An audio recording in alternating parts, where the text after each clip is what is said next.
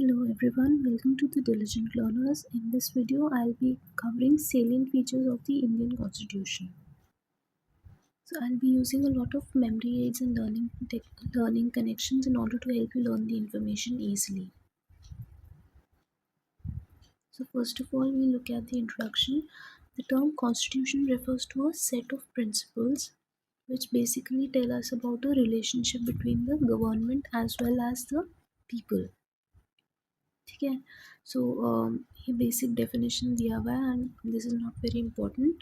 However, the UPSC does ask some questions, such theoretical questions also nowadays, तो थोड़ा सा पता होना चाहिए.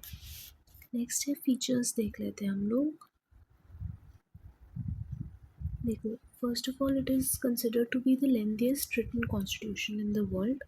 Initially, the constitution had a preamble, 395 articles consisting of 22 parts and 8 schedules.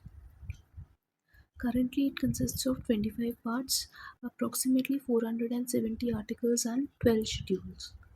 Okay, and the size is generally attributed to the diversity and vastness of India और ये सब की वजह से है ना. So now we'll have to learn कि 395 articles, 20 parts and 8 schedules कैसे हुए. I'm sorry, इसको जो फिगर है वो हमें पता होना चाहिए. ठीक है. ठीक है, ये ऐसे ही लर्न कर लेते हैं. 395 आर्टिकल्स हैं, 22 पार्ट्स हैं और 8 शेड्यूल्स हैं.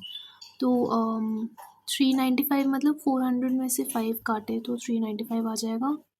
फिर 22 पार्ट्स, 22 पार्ट्स अभी कितना हो गया है, 25 पार्ट्स हो गया है. ठीक है. एंड 8 शेड्यूल्स अभी 12 शेड्यूल्स हो गए. तो 4 शेड्यूल्स हैव बीन इंक्रीज्ड. इससे आप बस देख लो कि 8th शेड्यूल अभी कौन सा है, लैंग्वेजेस का है, ऑफिशियल लैंग्वेजेस है ना. तो वो अभी है. और पहले क्या, अभी नहीं, अभी मतलब 8th शेड्यूल ये है और अभी 12th शेड्यूल लास्ट शेड्यूल है. ठीक है. सिमिलरली 395 आर्टिकल्स और अभी कितना है, 470. Even though the last article number is 395 only, पर बीच में काफ़ी सारे एडिशंस कर रहे हैं, जैसे पार्ट ए, सब सेक्शंस वगैरह है ना, वो ऐड कर करके it is around 470. This is not an exact number. कुछ books में you'll find it to be 448. ठीक है. वो it depends upon how you count the articles. जैसे subsections को कौन से subsection को count करा है as an article, उस पर डिपेंड करता है. So this is not a very important number which you need to remember. However the number of parts that is 25 parts हैं अभी, मतलब कि 100 का 1/4. ठीक है. 25 पार्ट्स हैं, पहले 22 थे. और similarly number of schedules is also important. ठीक है. तो ये लर्न कर लेंगे. नेक्स्ट है सोर्सेज ऑफ प्रोविजंस. तो ये हमने we have done it in a previous video also. So it has been borrowed from various international constitutions. ठीक है. And primarily from Government of India Act 1935. तो हमने ऐसे बेसिकली जो प्रोविजंस हैं उनका we have already done it with mnemonics in a previous video कि कौन सा प्रोविजन कहाँ से बोरो करा है. Still we look at a broad categorisation as well. तो जो structural part of the constitution है वो primarily government of India Act 1935 से बोरो किया गया है. ठीक है. सिमिलरली जो फिलोसॉफिकल पार्ट है कॉन्स्टिट्यूशन का, that has been borrowed from the American and Irish constitution respectively. Thirdly, the political part of the constitution, it has been borrowed from the British constitution. ठीक है. तो ये आपको पता ही रहेगा. देखो, स्ट्रक्चरल पार्ट तो वही है because primarily government of India Act 1935 से ही डेवलप किया है अपने कॉन्स्टिट्यूशन को. फिर फिलोसॉफिकल पार्ट में क्या है, मेन कोर फिलोसॉफिकल पार्ट क्या है, फंडामेंटल राइट्स और DPSPs है ना. Primarily the fundamental rights form the core of the constitution. ठीक है. और वो कहाँ से लिया है हमने, we have taken that from the American constitution. Then political part, see the British were ruling India, so naturally the British constitution also had a major मतलब it majorly inspired our constitution. ठीक है. तो political part जो है, जो जैसे कि parliamentary form of governance रहेगी और ये सब चीज़ें, that has been inspired from the British constitution. Next है federal system with the unitary bias. So हाँ, ये हमें पता है. However the term federation has not been use in the constitution. ठीक है. ये भी आपको पता होगा. federation as a word is not present in the constitution. However, article 1 of the constitution में क्या mentioned है, union of the states. ठीक है, इंडिया को यूनियन ऑफ द स्टेट्स जैसे डेजिग्नेट करा है. ठीक है, देन है फेडरल फीचर्स क्या क्या हैं और यूनिटरी फीचर्स क्या हैं. We'll be reading this in a table properly afterwards. अभी बस ऐसे ही जनरिकली देख लीजिए. जैसे फेडरल फीचर्स में क्या क्या है, 2 गवर्नमेंट्स हैं, देन डिवीजन ऑफ पावर्स है, रिटन कॉन्स्टिट्यूशन है, बाईकैमरलिज्म है और कॉन्स्टिट्यूशनल सुप्रीमेसी है. देन यूनिटरी फीचर्स के क्या क्या मेन फीचर्स रहेंगे, strong central authority, single citizenship, integrated judiciary, emergency provisions. ठीक है, इसको we'll be reading this properly afterwards. ठीक है, तो अभी मैंने बस जनरल ओवरव्यू दिया है. नेक्स्ट है it is a blend of rigidity and flexibility. तो रिजिड पार्ट्स कहाँ पे हैं, जो यूएसए से हमने बोरो करा है, जैसे फंडामेंटल राइट्स वगैरह, दे आर क्वाइट रिजिड. ठीक है, it is difficult to, you have to bring a constitutional amendment, proper constitutional amendment to change it. Similarly flexible characteristics भी हैं जो हमने यूके से बोरो करे हैं. जैसे for example when it comes to the article 2 and article 3, that is अगर हमें कोई स्टेट्स अंदर लेने हैं, जैसे we have to add certain new territory to our country, that can be done without a constitutional amendment under article 368. ठीक है, तो ऐसे कुछ flexible characteristics भी हैं which we have in our constitution. ठीक है, then a parliamentary form of government. So we know that it is based on the British Westminster model. ठीक है, so executives are accountable to the parliament, whereas USA वगैरह में the executive is not accountable, ठीक है, to the Congress, whereas in parliamentary form it is. So we have borrowed it from the British Westminster model. Next is synthesis of parliamentary sovereignty and judicial supremacy. So हमने कहाँ से लिया parliamentary sovereignty? We have taken that from UK. And judicial supremacy USA से लिया है. ठीक है, so this is ये हमने पहले भी पढ़ा हुआ है. Then integrated and independent judiciary. So the supreme court is at the apex and it ensures fundamental rights and constitutional guardianship. ठीक है, and there is a single judicial system which enforces both central and the state laws. ठीक है, तो both integrated और independent judiciary both we have. जो integrated judiciary है वो primarily UK से लिया है और इंडिपेंडेंट जुडिशरी का यूएसए से लिया हुआ है हमने. ठीक है, so we have an integrated judicial system, जैसे सुप्रीम कोर्ट होता है, हाई कोर्ट है और then there are the lower courts.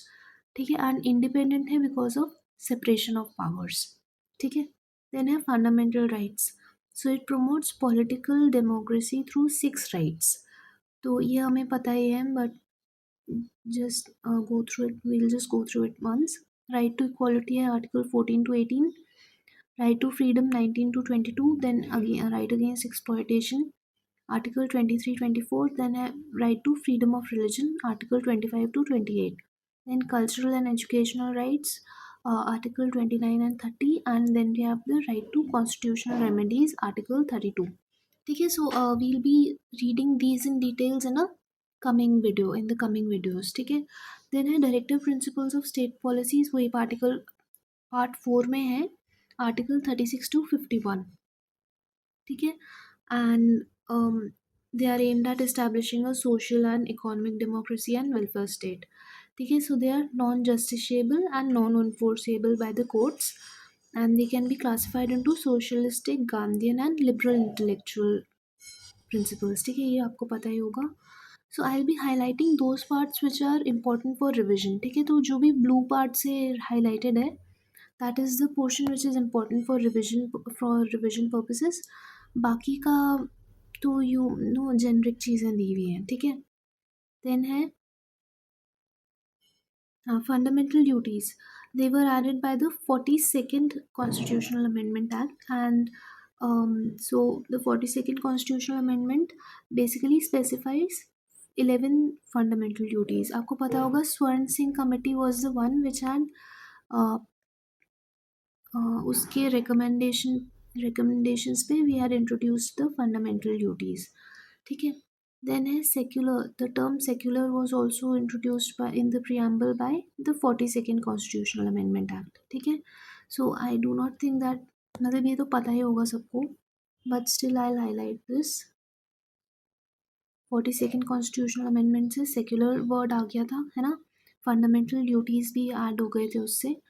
Then we'll move on to the next one. Articles promoting secularism कौन से हैं, ये भी this is not very important. Article 14, 15, 16 सब में implicitly secularism has been mentioned. However, explicitly it was added into the preamble via the वही 42nd Constitutional Amendment Act. Then है universal adult franchise.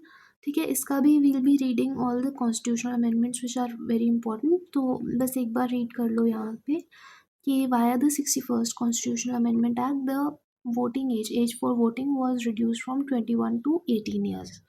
ठीक है. नेक्स्ट है single citizenship.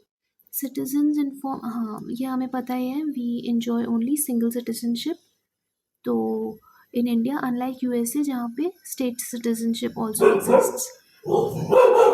Independent bodies essential. हाँ ये भी पता, ये सारे जेनरिक चीज़ें दी हैं इस वाले चैप्टर में कि these portions will be elaborated upon on the coming up chapters. ठीक है, तो इसको ज़्यादा you do not have to waste time over this. ठीक है. तो इलेक्शन कमीशन है, सीएजी है, ये सब इंडिपेंडेंट बॉडीज़ भी हैं हमारे कॉन्स्टिट्यूशन में. देन इमरजेंसी प्रोविजंस, ये भी will be reading this properly in coming up videos. तो क्या क्या है, नेशनल इमरजेंसी, स्टेट इमरजेंसी और फाइनेंशियल इमरजेंसी, 3 टाइप्स के होते हैं. और आर्टिकल्स क्या क्या हैं, 352, 356 एंड 360. ठीक है. So you add 4 to each और उससे नेक्स्ट आर्टिकल पता चल जाता है. देन है during emergency is the federal structure shifts to a unitary model. ठीक है. तो ये भी हमें we'll be reading this properly in the coming up videos. जो स्पेसिफिक चैप्टर है इमरजेंसी का उसमें अच्छे से it will be mentioned there. ठीक है. फिर क्या 3 tier गवर्नमेंट है, ये भी पता ही है. ठीक है. एंड आर्टिकल 40, मतलब विलेज पंचायत के बारे में एक तो DPSPs में दिया है आर्टिकल 40 में. Then the 73rd and the 74th Constitutional Amendment Acts, they constitutionalized the local government systems in our country. ठीक है. फिर है cooperative societies act. So 97th constitutional amendment act of 2011 it granted constitutional status to cooperative societies. ठीक है. So this is important, we'll learn this properly. It recognizes the right to form cooperatives as a fundamental rights, as a fundamental right. तो ये हमें article 19 के under पता ही है. Then new DPSP was also added under the 97th Constitutional Amendment Act. तो article 43B was added. ठीक है. तो उसका वही था, promotion of cooperative societies. फिर है पार्ट 9B. तो it was dedicated to cooperative societies. ठीक है. that was also added via the 97th Constitutional Amendment Act. ठीक है. तो 7, 8, 9, हाँ इसको हम लोग लर्न कैसे करेंगे कि कोऑपरेटिव सोसाइटीज से लिंक्ड है 97th. सो देखो तो इसमें जो 97th है उसको हम लोग 100-3 से 97 लिख सकते हैं ना. और जो 3 है, 3 is the third alphabet, that is C. ठीक है. C से कोऑपरेटिव सोसाइटीज़. तो ऐसे करके कुछ लिंक करके you can learn 97th constitutional amendment which stands for cooperative societies. ठीक है. सिमिलरली कोऑपरेटिव सोसाइटीज़ का जो भी C है, तो दो C's को अगर हम ऐसे जोड़ के इन्वर्ट कर दें तो 3 बन जाएगा, है ना. तो 43B is also related to cooperative societies, and similarly 243ZH to ZT, these are also related to cooperative societies. ठीक है. नेक्स्ट क्या है, क्रिटिसिज्म ऑफ इंडियन कॉन्स्टिट्यूशन. तो ये भी इम्पोर्टेंट नहीं है इतना, बोरोड कॉन्स्टिट्यूशन है, मतलब not important from the prelims point of view. ठीक है. क्या क्या है, बोला था कि बोरोड कॉन्स्टिट्यूशन है बिकॉज बहुत सारे दूसरे कॉन्स्टिट्यूशन से इसके काफ़ी सारे provisions have been borrowed, inspired. Next है कार्बन कॉपी ऑफ 1935 एक्ट, ऐसे भी बोलते हैं. Then elephantine size due to its large size. Paradise of lawyers because बहुत सारा लीगल लैंग्वेज यूज़ किया गया है. ठीक है, so it is not easy for common persons to understand it. Next देख लेते हैं parts of the Indian constitution. So again this is important and we have presently 25 parts हैं, पहले 22 पार्ट्स थे. ठीक है, तो इन सबको you should be knowing each of the part, the number and the respective article numbers as well.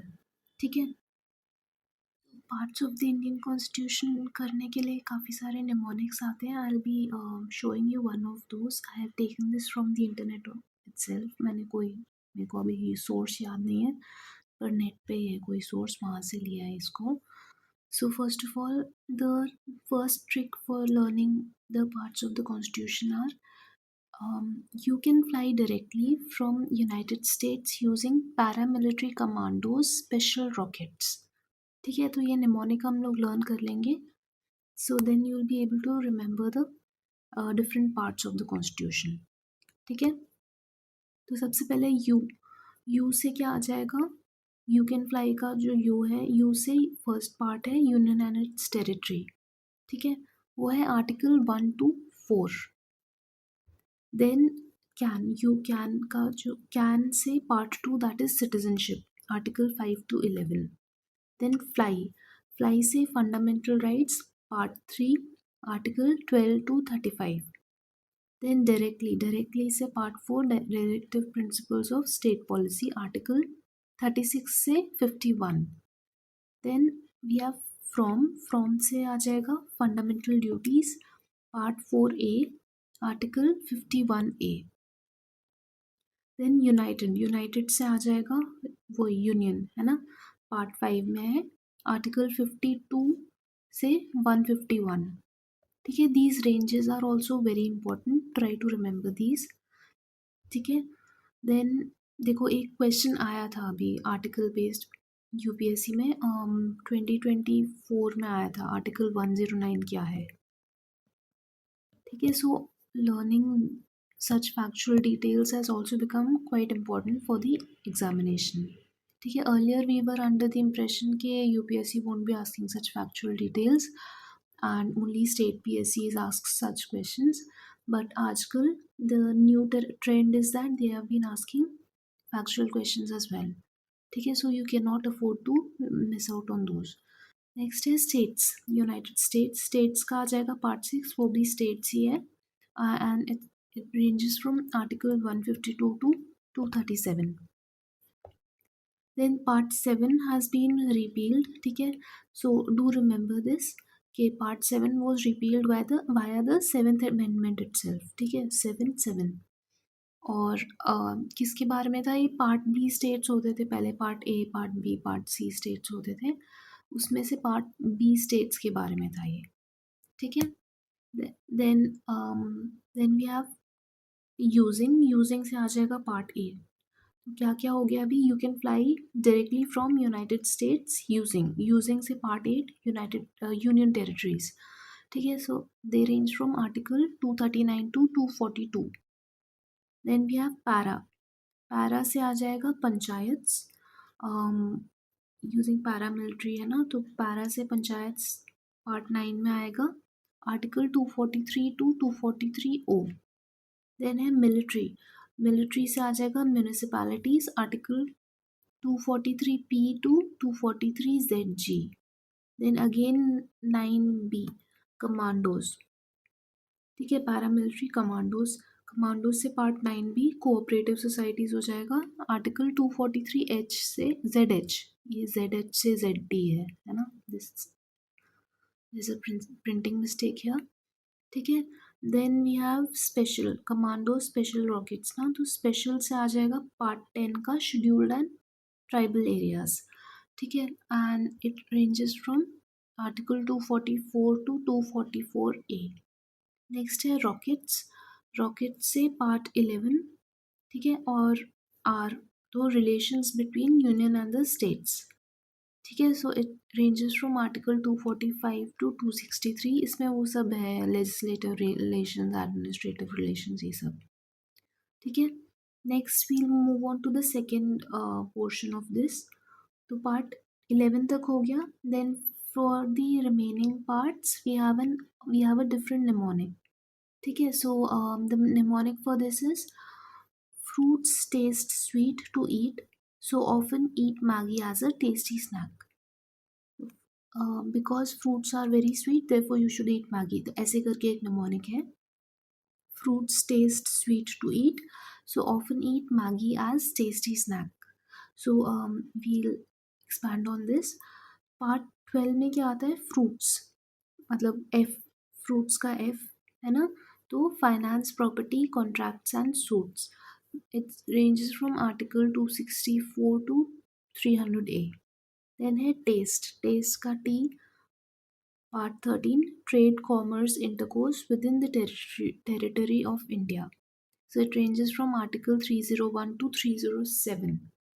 Then we have sweet. Sweet ka S, part 14, services under the union and the states, article 308 to 323. Then head 2. 2 ka T, part 14A, which stands for tribunals, article 323A to 323B. Then eat ka E, part 15, elections, article 324 to 329A. Then so है part 16. ठीक है. तो उसका आएगा special provisions related to certain classes, article 330 to 342. Then we have often. Often का आ जाएगा part 17, official language. ठीक है. तो वो ये आर्टिकल 343 टू 351. इसमें लैंग्वेजेस ऑफ द यूनियन है, रीजनल लैंग्वेजेस हैं, languages of the supreme court दिया है, हाई कोर्ट, और स्पेशल डायरेक्टिव्स भी दिए हुए हैं. ठीक है. देन वी हैव ईट. ईट से पार्ट 18 आ जाएगा, एमरजेंसी प्रोविजंस. फिर मैगी से पार्ट 19 का मिसलेनियस प्रोविजंस, और इनके आर्टिकल्स हैं 352 टू 360 और 361 टू 367. देन है एज. एज से पार्ट 20 का अमेंडमेंट्स आ जाएगा, article 368. Then we have tasty. Tasty से पार्ट 21 का temporary, transitional and special provisions, article 369 to 392. Then snack. Snack से आ जाएगा पार्ट 22 का short title, commencement, authoritative text in Hindi and repeals, so article 393 to 395. So हाँ, बस इतना ही है इसमें. Next, we'll be looking at the schedules of the Indian Constitution. So, right now there are 12 schedules in the Indian Constitution, whereas earlier, in 1950, there were only 8 schedules. ठीक है. So, इसके लिए भी we have created a mnemonic. मतलब ये I have taken it from the internet itself. The mnemonic is Tears of Old PM.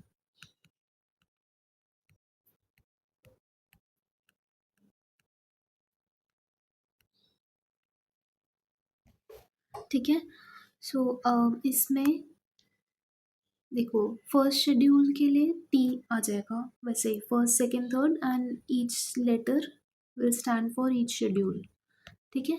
So first schedule T. T से क्या होगा? टेरिटरीज. तो it lists the states and union territories along with their territories. वही currently it includes 28 states and 8 union territories. ठीक है. तो वही सारे स्टेट्स और यूनियन टेरिटरीज के नाम हैं along with their territories. So इसमें the related articles are article 1 and 4.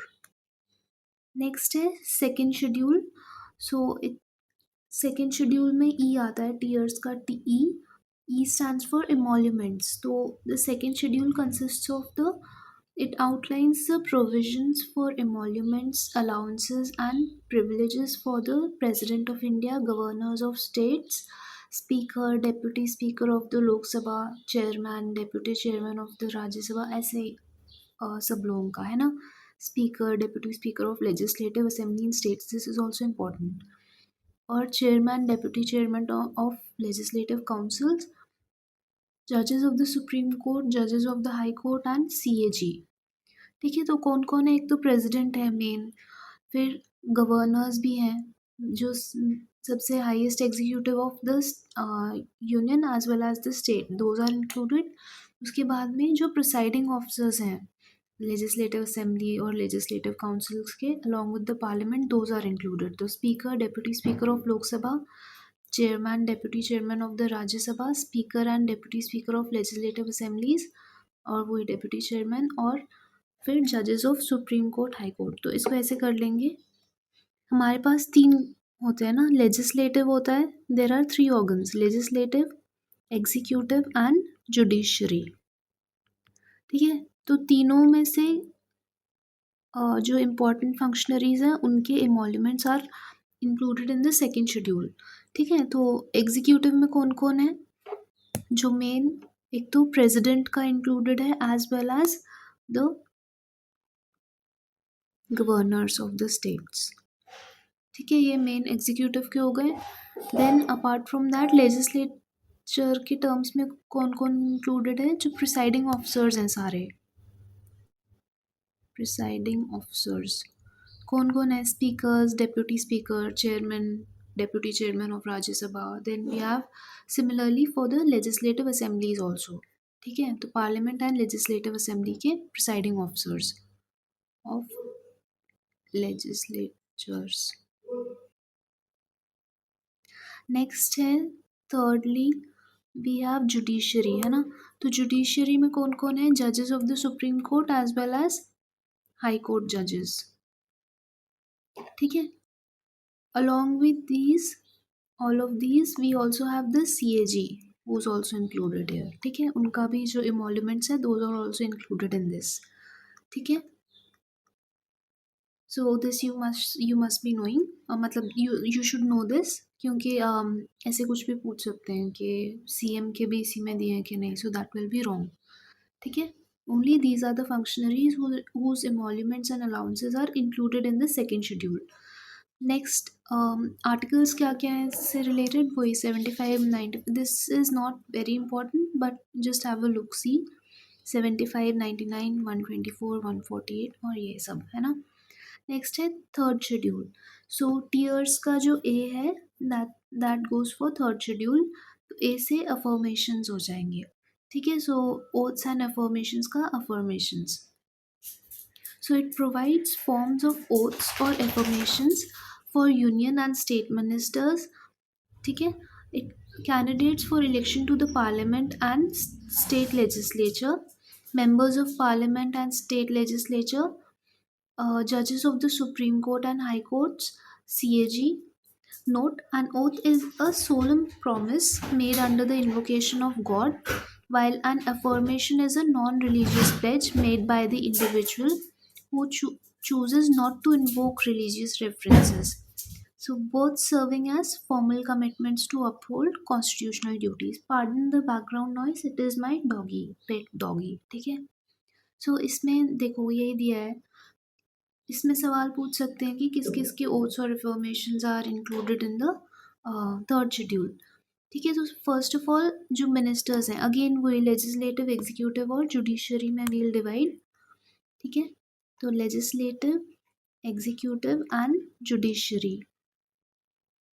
So executive में we have all the ministers, उनके oaths and affirmations are included in this.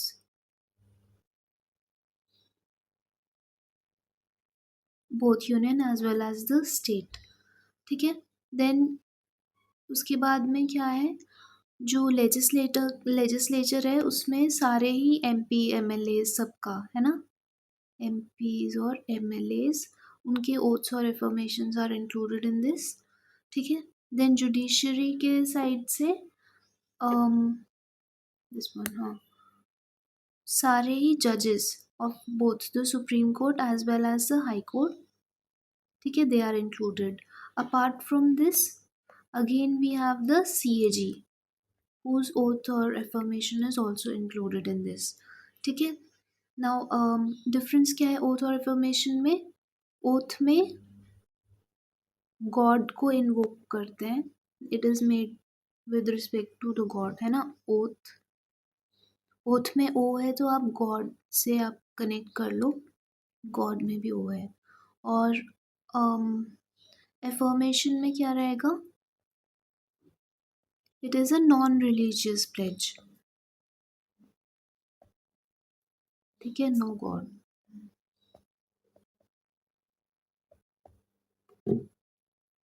ठीक है, it is more secular as compare to an oath, ठीक है। Next we'll move to the fourth schedule. So it details the number of seats allocated to each state and union territory in the Council of States. ठीक है, तो fourth से are हो जाएगा, tears का are, है ना। And it basically tells about the number of seats allocated to each state and union territory in Rajya Sabha. ठीक है, so this is simple. Next है फिफ्थ शेड्यूल. फिफ्थ शेड्यूल में tears का S से will be representing, ठीक है। तो इसमें it provides for the administration of scheduled areas in certain states, scheduled areas से रिलेटेड है, ठीक है। और इसका corresponding article is article 244, ठीक है। Then sixth schedule, it focuses on administering tribal areas in the state of Assam, Meghalaya, Tripura and Mizoram, ठीक है। तो AMTM करके हम लर्न करते हैं। देखो फिफ्थ शेड्यूल क्या है? For the administration of scheduled areas in certain states, ठीक है। बाकी जो बचे हुए हैं वो सिक्स शेड्यूल में आ जाते हैं, उसका हम ओ से रिप्रेजेंट कर रहे हैं, टीयर्स ऑफ के। It focuses on administering tribal areas in the states of Assam, Meghalaya, Tripura and Mizoram. तो ओ अदर शेड्यूल्ड एरियाज यहाँ पे रहेंगे। मेन जो शेड्यूल्ड एरियाज हैं those are in the fifth schedule, ठीक है। उसको एस से, और सिक्स शेड्यूल ओ, ओ मतलब अदर शेड्यूल्ड एरियाज, ठीक है। And you have to learn कौन सा स्टेट्स है उसके लिए AMTM या ATMM। ATM होता है ना, एनी टाइम मनी, या ऑटोमेटेड टेलर मशीन, है ना। ATMM कर लो। सो असम, मेघालय, त्रिपुरा, मिजोरम, ठीक है। इसको आप उससे मत कंफ्यूज करना, मणिपुर से मत कंफ्यूज करना, ठीक है। इसमें असम, मेघालय, त्रिपुरा एंड मिजोरम है, मणिपुर नहीं है, ठीक है। मणिपुर वो उससे लिंक कर लो, वहाँ पे बहुत सारा राइट्स वगैरह हुए थे थोड़े मंथ्स बैक, और अभी भी the situation is quite somber situation है, इट्स नॉट वेरी नाइस, ठीक है। Next we move on to the seventh schedule. It contains of three lists for legislative authority: union list, state list and concurrent list, ठीक है। तो ये federal structure के around है।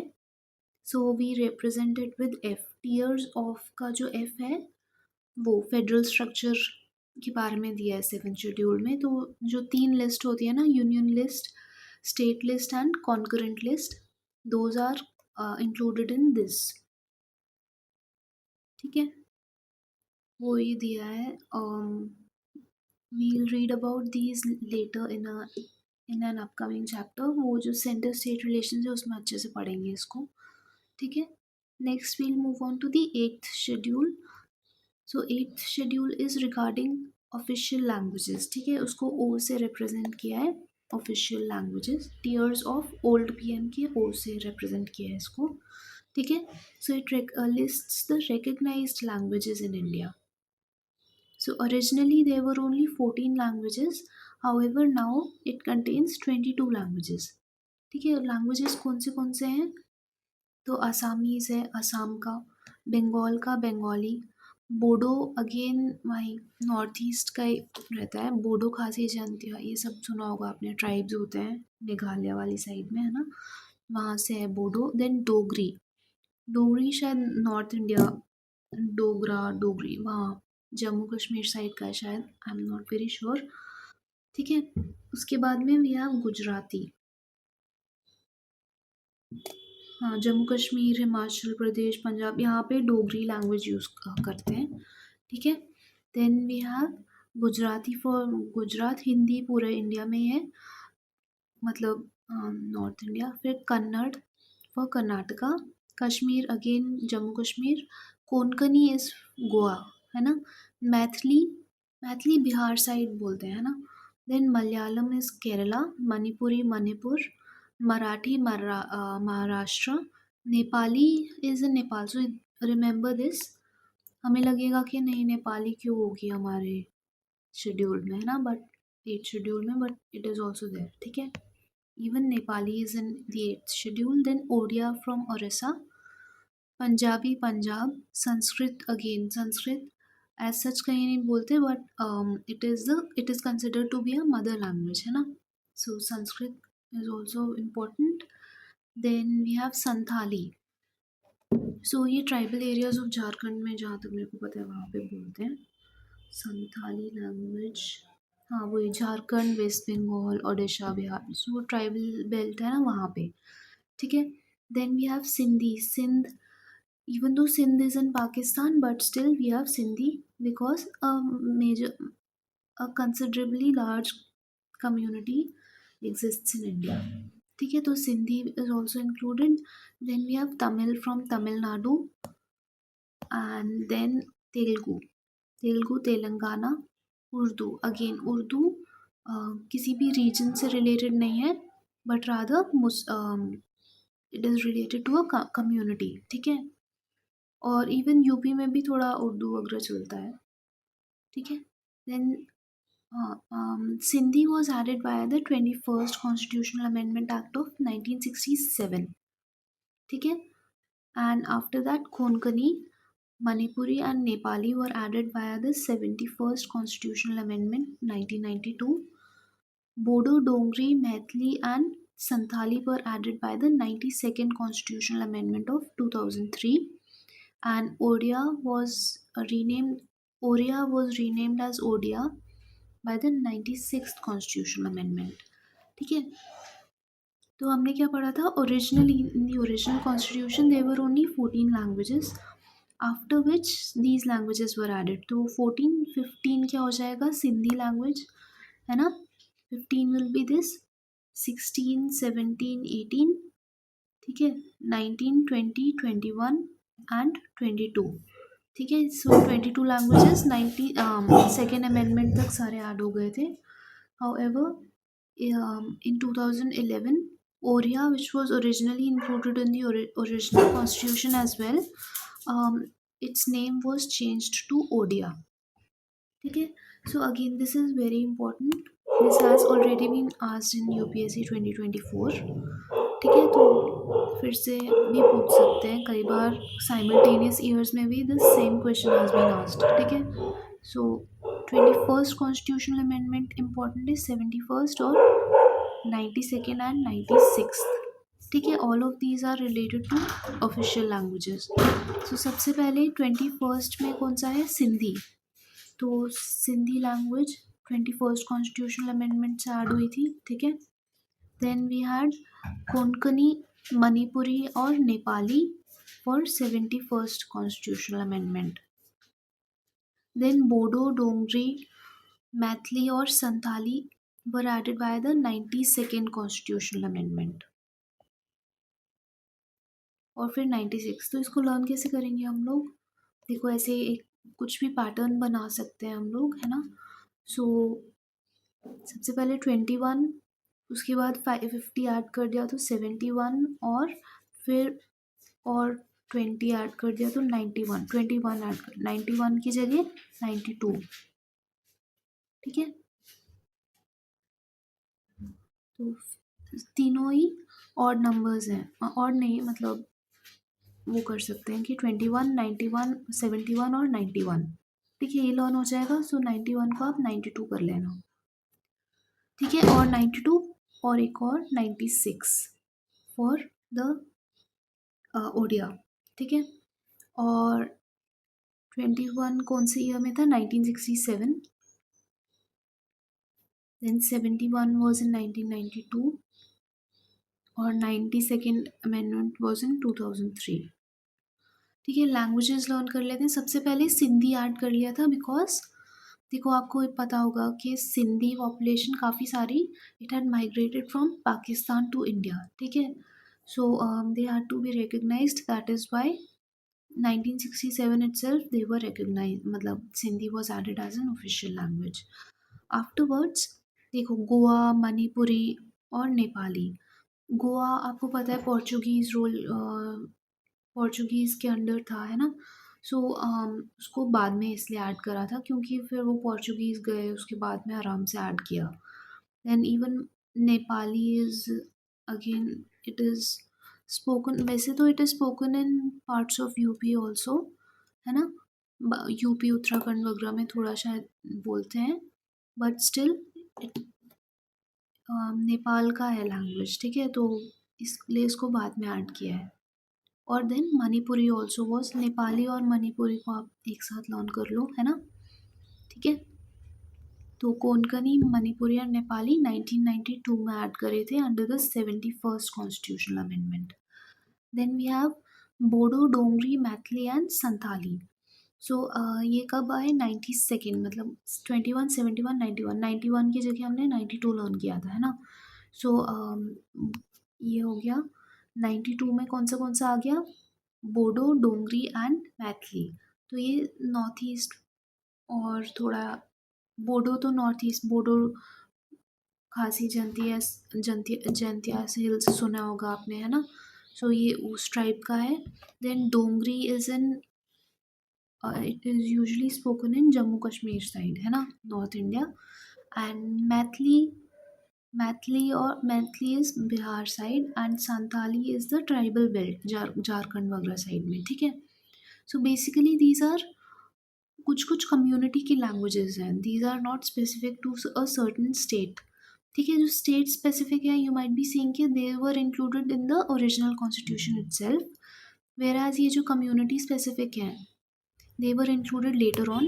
ठीक है, तो ये जो बिल्कुल ही ट्राइब्स की हैं, बोडो, डोंगरी, डोंगरी तो हाँ डोंगरी, Maithili, Santhali, these were added later on in 90 via the 92nd constitutional amendment of 2003। ठीक है, और ओडिया जो है, ओडिया का बस नाम चेंज किया था 96 कॉन्स्टिट्यूशनल अमेंडमेंट ऑफ 2011 में। ठीक है, तो उनका as such it was present in the original constitution as well. ठीक है, next we'll move on to the 9th schedule. So 9th schedule is regarding land reforms. ठीक है, तो आर्टिकल 31B से रिलेटेड है इसका, है ना। तो लैंड रिफॉर्म्स से रिलेटेड है। एक्ट्स एंड ओल्ड पीएम का जो एल है that is how we signify this 9th schedule. Acts and regulations, originally 13 but presently 282 acts of the state legislatures dealing with land reforms and abolition of the zamindari system and of the parliament dealing with other matters, they are included in the 9th schedule. So this schedule was added by the first constitutional amendment act of 1951 under Jawaharlal Nehru as the prime minister to protect the laws included in it from judicial review on the grounds of violation of fundamental rights. ठीक है, however, the Supreme Court ruled that the laws included in this schedule after April 1973 are now open to judicial review। ठीक है, आयर कोलो case हुआ था एक 2000 शायद 9 में हुआ था ये, है ना। So under this the supreme court said that, देखो पहले मैं I just explain this to you. Earlier क्या हुआ था, लैंड रीऑर्गेनाइजेशन करना पड़ा था because there was a lot of inequality in our country, है ना, lot of inequality. So vast tracts of land were in owned by a single जमींदार।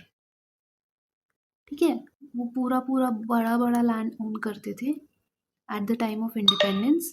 Vast tracts of land were owned by them. तो what did the government do, उन्होंने देखा कि यार ऐसे तो नहीं चल पाएगा। And back then right to property was also fundamental right. ठीक है, तो क्या हुआ फिर, गवर्नमेंट ने सोचा we'll have to redistribute, reorganize, ये सब करना पड़ेगा। जो टेनेंट्स हैं छोटे छोटे who used to work here, उनके पास भी certain land rights should be there. ठीक है, so they brought a lot of land reforms. ठीक है, but land reforms were in contention with the fundamental rights. ठीक है, तो फिर गवर्नमेंट ने क्या करा, they bought the first constitutional amendment act, under which जो भी एक्ट्स, जो भी लॉज थे which were included in the 9th schedule, they would be immune from ये वाला प्रोविजन कि फंडामेंटल राइट्स का आर्टिकल 13 में दिया है ना कि अगर कोई भी, if any law is in violation of the fundamental rights it will stand void. ठीक है, दैट विल बी रिमूव्ड। ठीक है, तो क्या करा उन्होंने, 9th शेड्यूल ऐड कर दिया, उसके अंदर any law which is included under the 9th schedule will be immune from this provision. ठीक है, so this was added 9th schedule, उसमें there are presently 282 acts. However, in 2009 or something, Supreme Court contested 9th schedule under the IR Coelho case. Spelling गलत है शायद, Coelho। इसमें उन्होंने बोला कि द 9th शेड्यूल के अंदर जो भी लॉज हैं up till Kesavananda Bharati case वाले, those will be immune from judicial review, but after that anything which has been included after April 24th 1973, that will be open to judicial review. ठीक है, so the Kesavananda Bharati case, that वो judicial review वाला, that will be applicable to anything under the 9th schedule as well. ठीक है, so again this date is very important.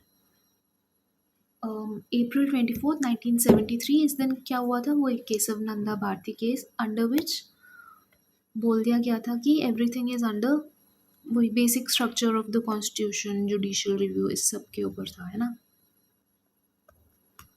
ठीक है, तो वही डेट मान ली गई IR कोयलो केस में भी कि anything which has been included after the Kesavananda Bharati judgement, that will be open for judicial review, whereas anything before that will not be open for judicial review.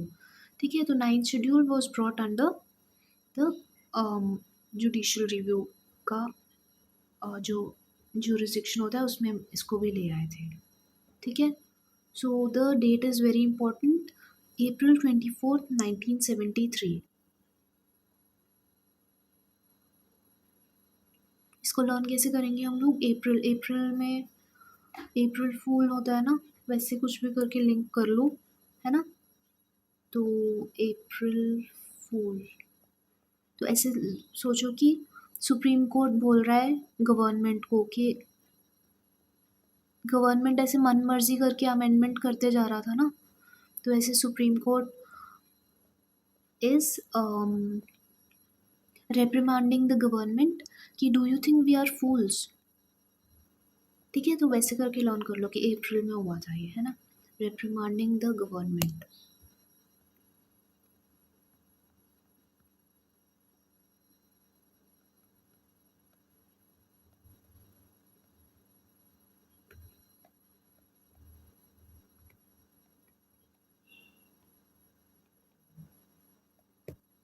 ठीक है, तो इसी से वो बेसिक स्ट्रक्चर ले आए थे, concept of basic structure and वही जुडिशियल रिव्यू वगैरह। ठीक है, तो केशव नंदा भारती केस अप्रैल 24th 1973। ईयर कैसे लर्न करेंगे, ये वो उनका टाइम है ना, इंदिरा गांधी उनका टाइम है ये। ठीक है, तो 1973 देखो अप्रैल 24 तो लर्न हो गया होगा, है ना। वही do you think we are fools और 24 आवर्स आप हमें बेवकूफ़ बनाते रहते, ऐसे करके आप कर सकते हैं, कुछ भी लिंक कर सकते हैं कि 24 hours you think that we are fools, ऐसे गवर्नमेंट को रिप्रिमांड कर रही है।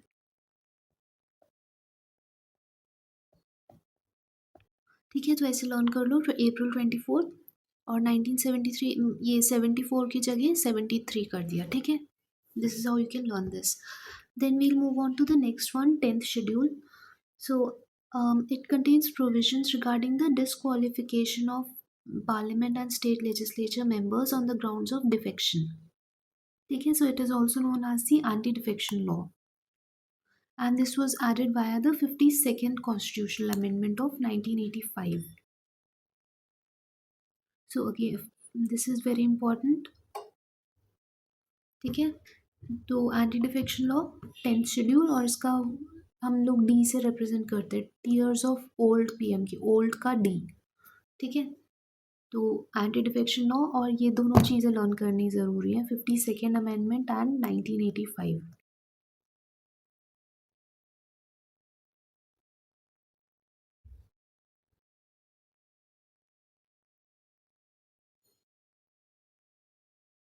ठीक है. नेक्स्ट है 11th शेड्यूल. देखो 52nd और 1985 को कैसे लर्न करेंगे हम लोग.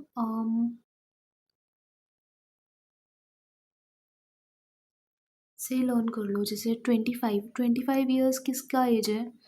25 years is the minimum age for Lok Sabha और Rajya Sabha. Wait, let me confirm.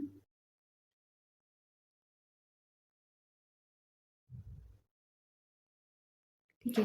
25 years is the minimum age for Lok Sabha MPs, है ना. यहाँ पे लिख लेते हैं.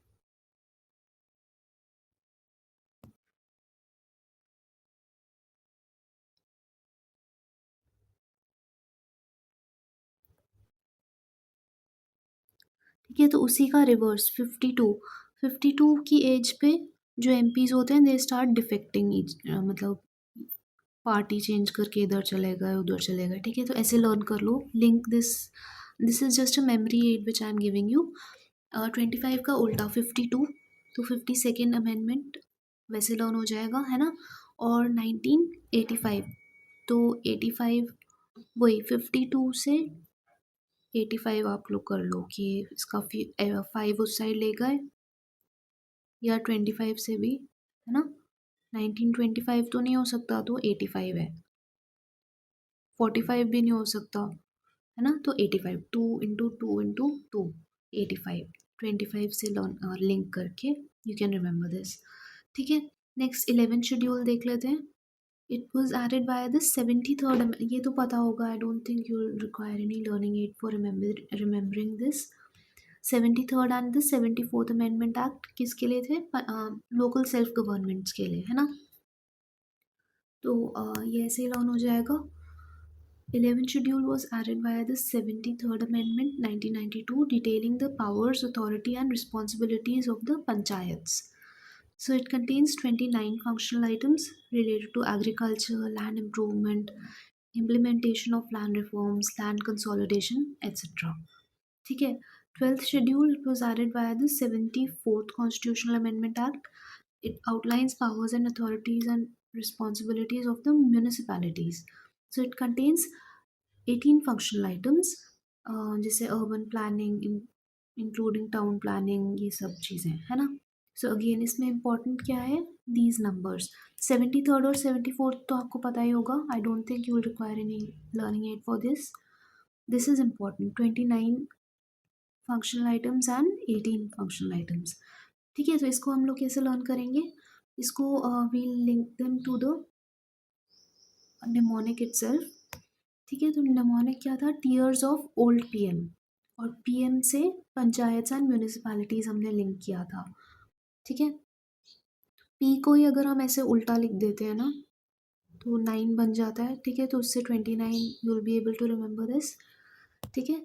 और अपार्ट फ्रॉम दैट जो एम है, एम को अगर हम इफ़ वी रोटेट इट तो ऐसा बन जाएगा, और उसके आगे भी ऐसे ऐड कर देंगे तो 8 बन जाता है. तो 18 वैसे लर्न हो जाएगा.